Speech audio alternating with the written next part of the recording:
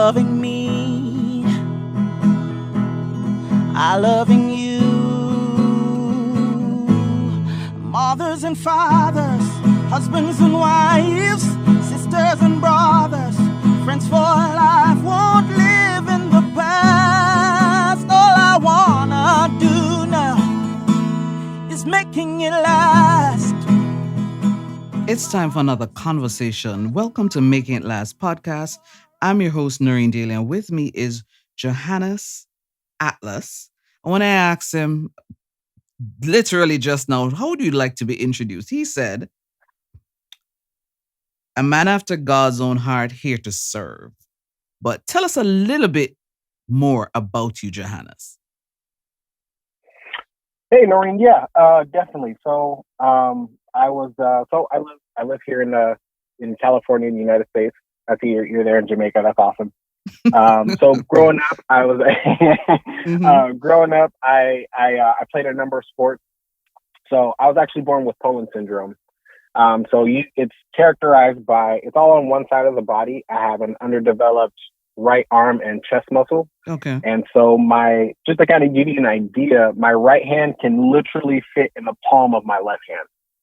And then, like I said, I don't have any chest muscle on my right side. And so I played a number of sports growing up, baseball, basketball, football, tennis, Muay Thai. I've never allowed my hand to stop me from doing anything. But it wasn't until about high school that I actually became conscious of my hand. And it was around that time, that I started to hide my hand in my pocket. Of course, because, in high school, everybody wants to, fit in and be cool. And so because I wanted to fit in and be cool, ideally, my hand wasn't cool to me. And so I would hide my hand in my pocket like all the time. I mean, if I wasn't doing something where I needed two hands, my hand was always in my pocket. And so, and to just to hide from being teased and being made fun of, I hid it. And so it wasn't until like sometime after high school that I wanted to get out of my comfort zone. I wanted to grow. I ended up getting involved with this finance company where it was, though we taught about finance, it was more like a leadership and self-development course. And so, it was, helping me to get out of my comfort zone. And so I ended up joining the Riverside Chamber of Commerce, and it's a lot of shaking hands. And so, it's business one-on-one, you look somebody in the eye and you give them a firm handshake. And, I was literally scared to do it because I didn't want to be reminded of all the reactions and the faces that I would get when I would go to shake somebody's hand, and, the comments and the remarks that I would get. I was literally nervous to get into business because of that. And so, but I did it anyways. And so, like I said, I got out of my comfort zone, but it wasn't until just this past May that I had an encounterment with God where I prayed probably about 2 weeks prior to this. I'm like, Lord, open my eyes up to me beyond the limitations of my understanding. And like I said, probably about 2 weeks later, he opened my eyes up to what I made those moments. And when I would get teased, he opened my eyes up to what I had made it mean about me that had affected me so much in my self-confidence and just how I portray myself.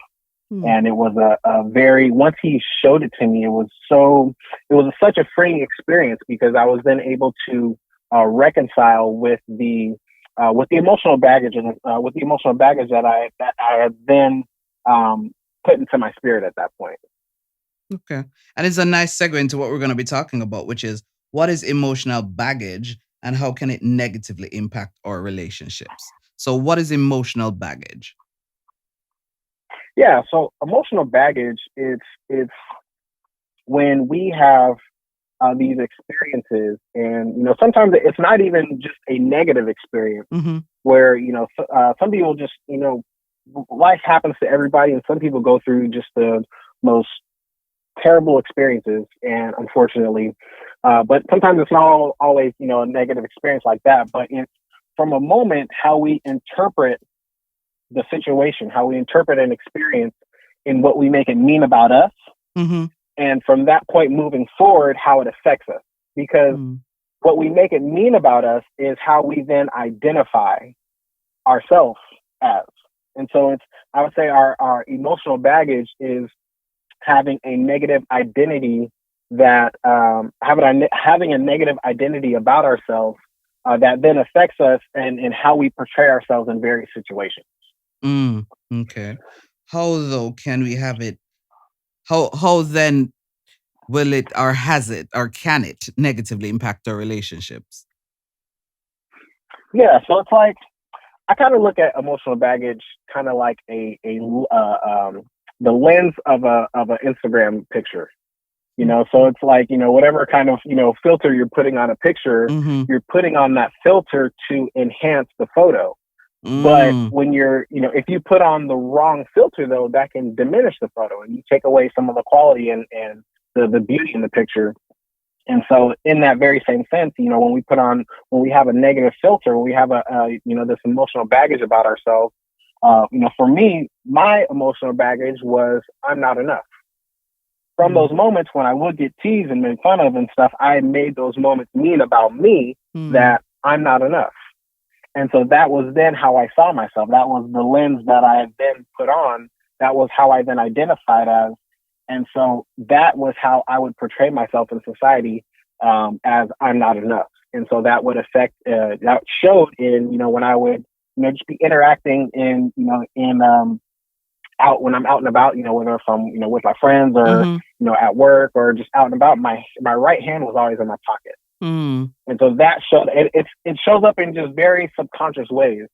I was, I'd be very shy and it's just, it depends on it depends on the baggage of the person will mm-hmm. determine how it affects them. It's like some people have a emotional baggage of, they feel like they're not worthy or Mm-hmm. they Mm-hmm. don't feel like they're worth loving or like I said, some people, other people feel like they're not enough, and it shows in just very little subconscious ways, or sometimes how we treat our spouse or our friends, or how we portray ourselves, and it's very little subconscious things that we sabotage ourselves Mm-hmm. from our own beliefs.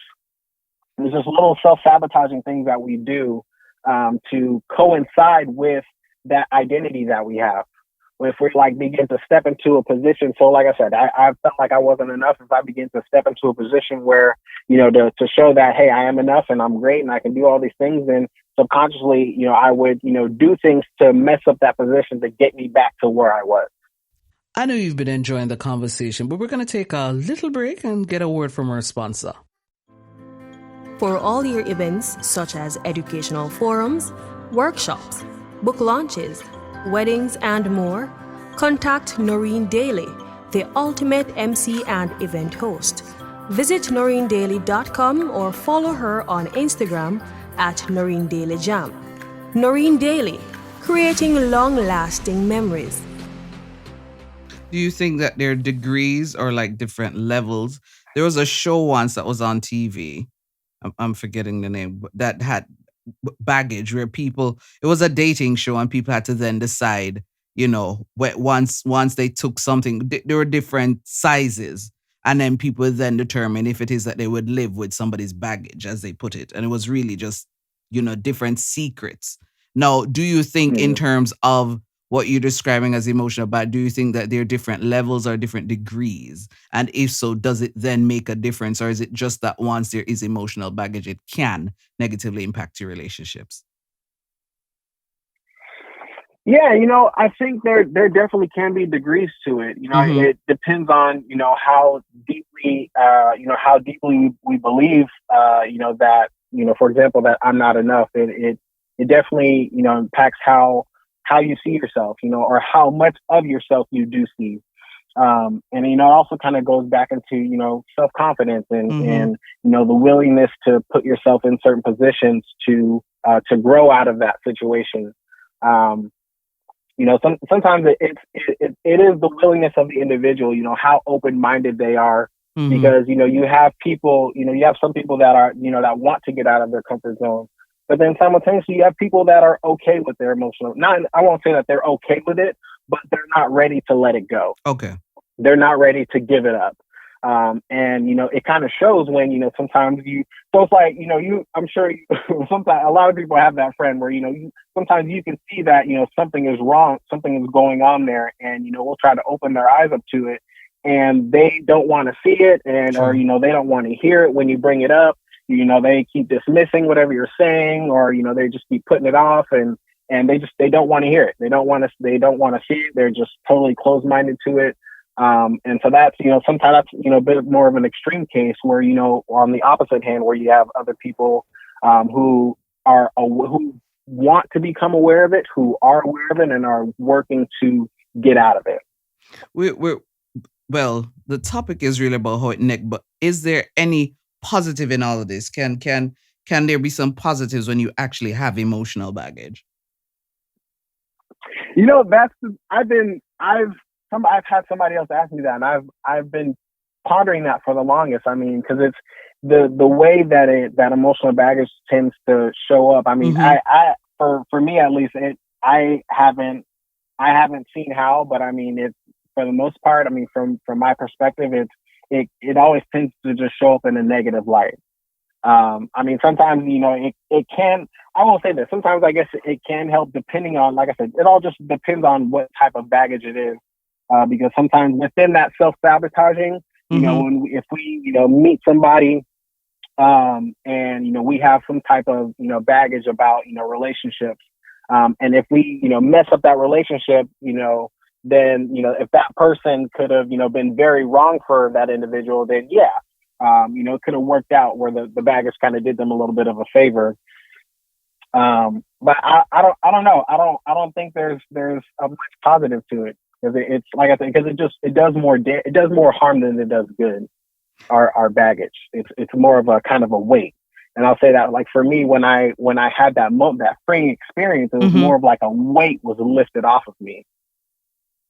Do you think what you're saying is applicable to all types of relationships, or do you think is only in terms of whether male female relationships, in terms of a couple?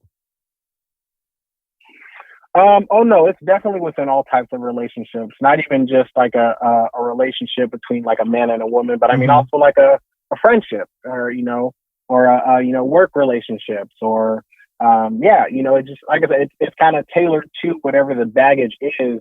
But no, it goes beyond just regular husband, wife, boyfriend, and girlfriend type relationships. Okay. You said earlier that, well, just know that it could be that sometimes you're probably trying to identify or point out somebody's baggage, but then they're just maybe not there yet. What would be your advice to that? Do you then wait it out, so to speak, or is it or is it then dependent on the type of relationship? Yeah, so that is yes, that so when you have people kind of in that position, that definitely does play a difference, where or the type of relationship that you have with that person, Okay. one that does make a difference. Sometimes you just kind of have to. It all just depends on the individual. Sometimes you just have to wait and let them figure it out for themselves. Other times, I mean, you can. There's a way to ask people questions to Mm-hmm. get them to discover the answer, because it's like it's weird with human nature. It's like, if I say it, I'm making it up, but if you say it, it's true. So That's it's, true. yeah, Mm-hmm. it's weird. But it's like, so asking the right questions with people, and that's the other thing. Sometimes in helping people with these things, it's about just getting good with asking the right question. And so when we asking a question, our mind wants to come up with an answer, but they have to be willing to come up with the answer. Hmm. And also, there's got to be a willingness on their part to interact with the conversation as well. I know you've been enjoying the conversation, but we're going to take a little break and get a word from our sponsor. Does your business lack branding? Having difficulty realizing your vision? Look no further. Splint Brand Design Consultancy specializes in developing personal and business brands. Services include strategic management, website creation, social media branding, and more. Visit them online at www.wearesplint.com. Splint, the brand you need to succeed. Somebody is listening, they're somewhat kind of skeptical or cynical about this whole concept of emotional baggage and just being conscious of that. What would be your response to that? I would say, no, nobody's perfect. I mean, and kind of where it all starts. I think I'm not, I would say that we all have some kind of baggage to some extent. Mm-hmm. And, like I said, nobody's perfect. We can all get better in some areas. Because then the other thing is, in growing up, so some of our baggage is not just ours, but as we, from growing up in a household, if you're, raised with both of your parents and, adults, they have their own baggage as well. Parents have their own baggage. And from, being in their presence, on a consistent basis, sometimes we subconsciously and unconsciously pick up their baggage as well, and it becomes our own. And so, sometimes it's just, taking a matter to be self-aware and look at some of the areas of your life and to see what areas are, what are the areas of breakdowns are happening in your life? What areas are not coinciding with how you would like them to be? What areas are not where you would like them to be? Or, and as we see those areas that, we're having trouble with, sometimes we have to ask ourselves, why is it this way? Why is this happening? And just be open to the answer and be, it's a lot of self-awareness. But for that individual, like I said, that's skeptical about it. Like I said, it's just, nobody's perfect. Continue. Yeah, but nobody's perfect. And, we can all get better in some area. In various areas of our life, we can all grow, we can all get better, we can all, go to the next level. There's always room for improvement. Excellent note to end on. Thank you so much, Johannes. Thank you, Noreen. I appreciate your time here. This was Making It Last podcast with your host, Noreen Daly. Until next time. Making it last is all I care to do. You loving me, I loving you. Mothers and fathers, husbands and wives, sisters and brothers, friends for life, won't live in the past. All I wanna do now is making it last.